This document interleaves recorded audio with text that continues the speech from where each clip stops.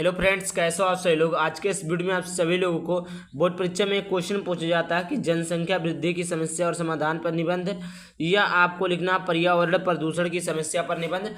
देखिए, बोर्ड परीक्षा में ऐसे आपका क्वेश्चन पूछा जाता है। प्रश्न संख्या 9, निम्नलिखित में से किसी एक विषय पर निबंध लिखिए, जो कि आपका 5 निबंध दे देगा। पाँचों में से किसी एक का लिखना रहेगा, जो कि 7 नंबर का बोर्ड परीक्षा में आता है। 7 नंबर का निबंध आपके बोर्ड परीक्षा में पूछा जाता है। तो इस निबंध को, पर्यावरण प्रदूषण की समस्या और समाधान को, निबंध को मेरे भी बोर्ड एग्जाम में आया था। ये वेरी इंपॉर्टेंट क्वेश्चन है कि पर्यावरण प्रदूषण की समस्या और समाधान पर निबंध लिखिए। तो यहाँ पर हमने देखिए किस प्रकार लिखा है कि प्रश्नोत्तर संख्या 29, किसी में प्रश्नोत्तर संख्या 29 दे देता है, किसी में प्रश्नोत्तर संख्या 9 दे देता है। तो उसी प्रकार आपको लिखना है। आई होप आपको समझ में आ गया होगा कि क्या लिखना है।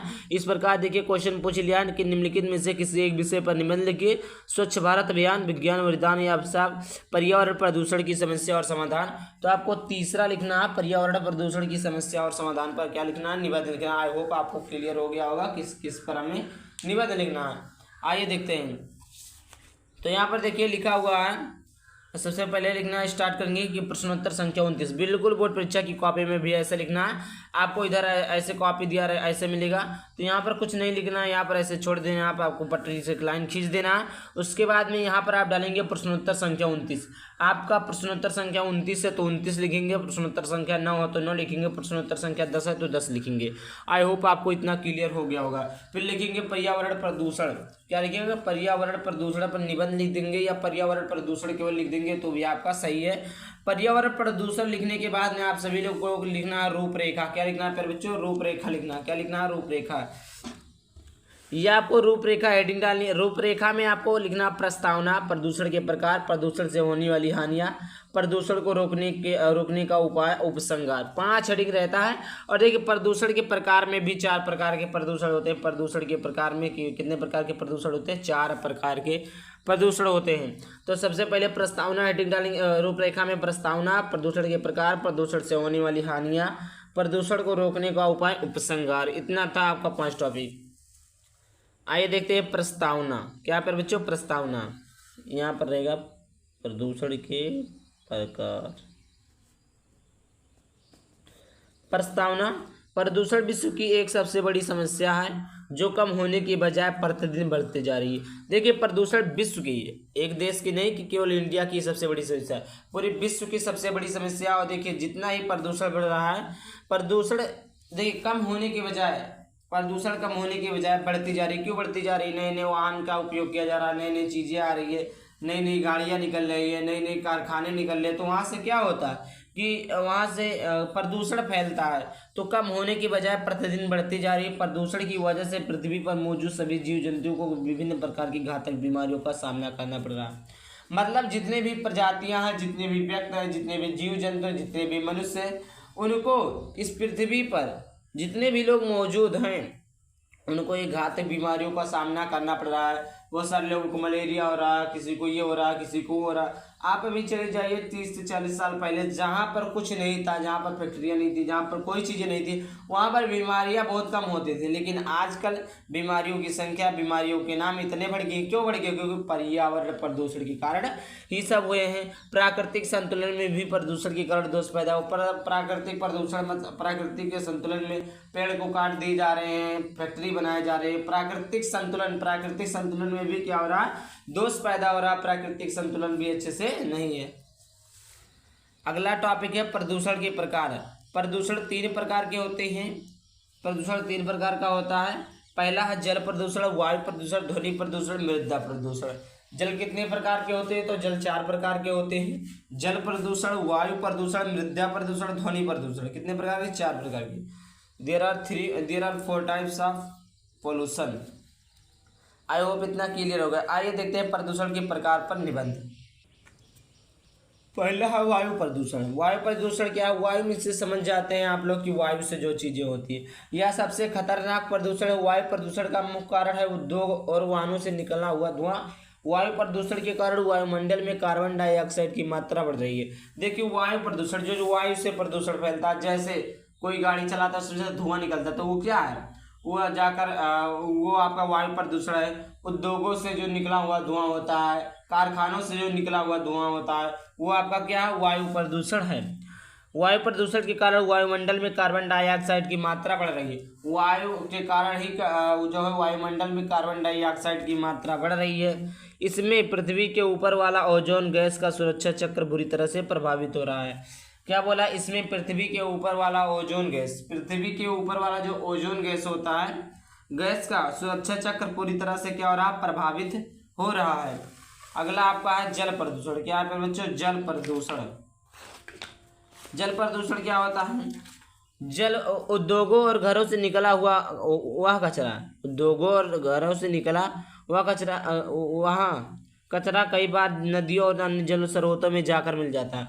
आप जानते हैं कि उद्योग मतलब जो होता है, कारखानों में से जो कचरा होता है, घरों में से जो कचरा होता है, साफ सफाई के बाद जो होता है निकलता है, तो वो क्या होता है, आप लोग जाकर तालाब में, नदी में ले जाकर बहा देते हैं, नाली में बहा देते हैं, तो नाली के माध्यम से वह जलों में मिल जाता है, तालाब में मिल जाता है, जिसके कारण जल प्रदूषण होता है। इसके कारण जो होता है, जल प्रदूषण के कारण अनेक बीमारियां पैदा होती है। आप लोगों ने देखा होगा कि अगर कहीं पर ज़्यादा कचरा रखा है, साफ सफाई नहीं है, तो वहाँ पर बहुत सारे मच्छर पड़ जाते हैं, जिसके कारण डेंगू, मलेरिया, टाइफाइड का शिकार हो जाते हैं। तो यही बोला है कि उद्योगों और घरों से निकला हुआ कचरा कई बार जाकर जो होता है नदियों में मिल जाता है, जिसके कारण जल प्रदूषण हो जाता है। इसी के कारण बहुत सारी बीमारियां उत्पन्न होती है। आगे बात करते हैं मृदा प्रदूषण क्या होता है।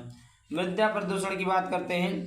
मृदा प्रदूषण, मिट्टी में होने वाले प्रदूषण को मृदा प्रदूषण कहते हैं। किस में होने वाले प्रदूषण को, मिट्टी में होने वाले प्रदूषण को मृदा प्रदूषण कहते हैं। मिट्टी में होने वाले यह मुख्यतः खेती में अत्यधिक कीटनाशक का उपयोग करने से या ऐसे पदार्थ जिसमें मृदा नहीं होना चाहिए उसके मिलाने पर होता है। देखिए बहुत सारे लोग क्या होते हैं, जब मिट्टी में होने वाले प्रदूषण को, अब कोई पूछे मृदा प्रदूषण किसे कहते हैं, तो आप बोलेंगे मिट्टी में होने वाले प्रदूषण को मृदा प्रदूषण कहते हैं। तो देखिए कई बार क्या होता है कि बहुत सारे लोग नहीं जानते हैं कि कौन सी दवा मिलानी चाहिए, या बहुत सारे लोग नहीं जानते हैं कि इसमें कितना खाद्य पदार्थ मिलाना चाहिए। तो ऐसे यह मुख्यतः खेती में अत्यधिक कीटनाशक, कीट लग जाते हैं तो उसके मिटाने के लिए कि इसको मिटा देंगे, तो अत्यधिक कीटनाशक का उपयोग करने से या ऐसे पदार्थ जिसमें मृदा में नहीं होना चाहिए उसके मिलाने पर होता है, मिलाने पर होता है शहरीकरण और औद्योगिकीकरण बढ़ने से मृदा प्रदूषण भी बढ़ रहा है। इतना आई होप क्लियर हो गया होगा। लास्ट जो है प्रदूषण के प्रकार में आपका लास्ट है, उसके बाद में आपका और टॉपिक है। अगला आपका ध्वनि प्रदूषण। ध्वनि प्रदूषण किसी भी प्रकार के अनुपयोगी है, यहाँ पर उपयोगी लिख लीजिएगा आप लोग, अनुपयोगी ध्वनि प्रदूषण किसी भी प्रकार के अनुपयोगी ध्वनि को कहते हैं। इस प्रदूषण से मानव और जीव जंतु को परेशानी होती है। कल कारखानों का शोर, यातायात का शोर, मोटर गाड़ियों की आवाज़, लाउड स्पीकर की कर्णभेदक ध्वनि आदि से यह प्रदूषण फैलता है। अब देखिए ध्वनि प्रदूषण क्या होता है। ध्वनि प्रदूषण किसी भी प्रकार के अनुपयोगी ध्वनि को कहते हैं। देखिए ध्वनि प्रदूषण में जैसे हो गया मोटर गाड़ियों की आवाज़, मोटर गाड़ी जब हॉर्न दबाते हैं, बुलेट में जो लगा रहता है लाउड स्पीकर, उसकी आवाज़ हो गई। उसके बाद में आप लोग डीजे की आवाज़ देखते हैं, उसकी आवाज़ हो गई। उसके बाद में क्या बोला है,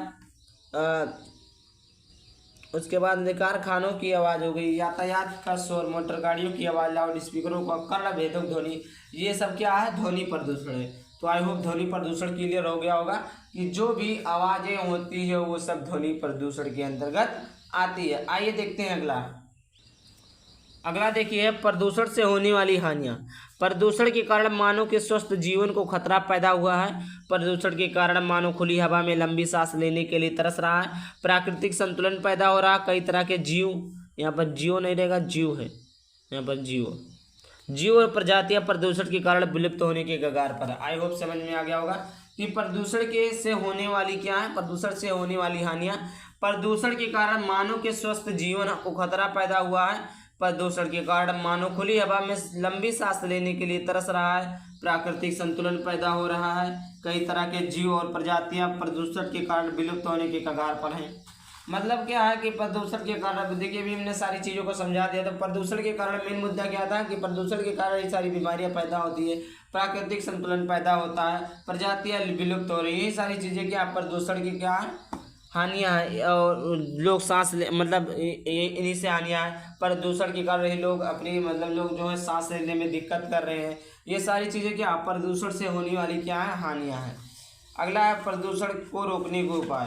प्रदूषण को रोकने के उपाय, प्रदूषण कम करने के लिए हमें लोगों में जागरूकता पैदा करनी चाहिए। वनों के विनाश को रोकना होगा। अधिक से अधिक कूड़े लगते हैं अधिक से अधिक कूड़े लगते होंगे वर्ष के जल को, गलत है, यहाँ पर लिखा रहेगा अधिक से अधिक पेड़ लगाने होंगे। क्या है? अधिक से अधिक पेड़ लगाने होंगे। वर्षा के जल को, यहाँ पर वर्षा के जल को संचित करके उसका पुनः, यहाँ पर है वो पुनः, देखिए कुछ टाइपिंग में थोड़ा मिस्टेक हो जाता है। पुनः उपयोग करना चाहिए। सरकार को भी समय समय पर प्रदूषण के खिलाफ अभियान चलाना होंगे। ये देखिए एक बार मैं पढ़ के बता देता हूँ ताकि आप लोग लिख लीजिएगा। आपको लिखना है कॉपी में कि प्रदूषण कम करने के लिए हमें लोगों में जागरूकता पैदा करनी चाहिए। वनों को विनाश से रोकना होगा। वनों के बिना अधिक से अधिक पेड़ लगाने होंगे, जिसको वर्षा के जल से संचित करके उसका पुनः उसका निर्माण करना चाहिए। उपयोग नहीं, पुनः उसका निर्माण करना चाहिए। सरकार को भी समय समय पर प्रदूषण के खिलाफ अभियान चलाने होंगे। देखिए प्रदूषण के रोकने के उपाय जो हैं वो हैं कि हमें भी लोगों में जागरूकता पैदा करनी होगी। देखिए इस साल जो गर्मी पहुंचा था, इस साल इतना हाई टेम्परेचर हो गया था, तो इसीलिए कहते हैं कि आप लोग जागरूकता पैदा करिए, लोगों से बताइए, अपना भी लगाइए, लोगों से बताइए, एक पेड़ सभी लोग लगाएं। तो वही चीज़ें सरकार को भी समय समय पर जागरूकता पैदा करनी होगी।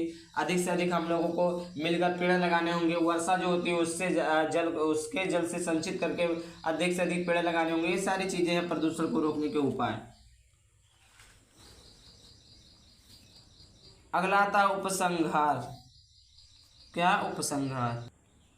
आप लोग उपसंहार में लिखेंगे कि प्रदूषण एक बहुत गंभीर समस्या है।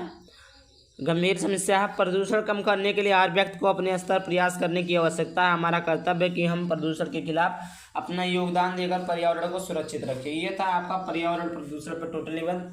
अगर आप लोग भी इसका PDF चाहते हैं तो सबसे पहले आपको ज्वाइन करना होगा मेरा टेलीग्राम चैनल अनमोल अकेडमी 33, यूट्यूब चैनल अनमोल अकेडमी 33 को सब्सक्राइब करना होगा। इंस्टाग्राम पे हम सफ़र 2028 को फॉलो करना होगा ताकि मैं आपको टेलीग्राम पर PDF दे सकूं। देखिए कोई भी सब्जेक्ट का PDF हो, आपको सारी चीज़ें टेलीग्राम पर प्रोवाइड की जाती है। आप लोग टेलीग्राम से PDF प्रोवाइड कर सकते हैं। जय हिंद, जय भारत।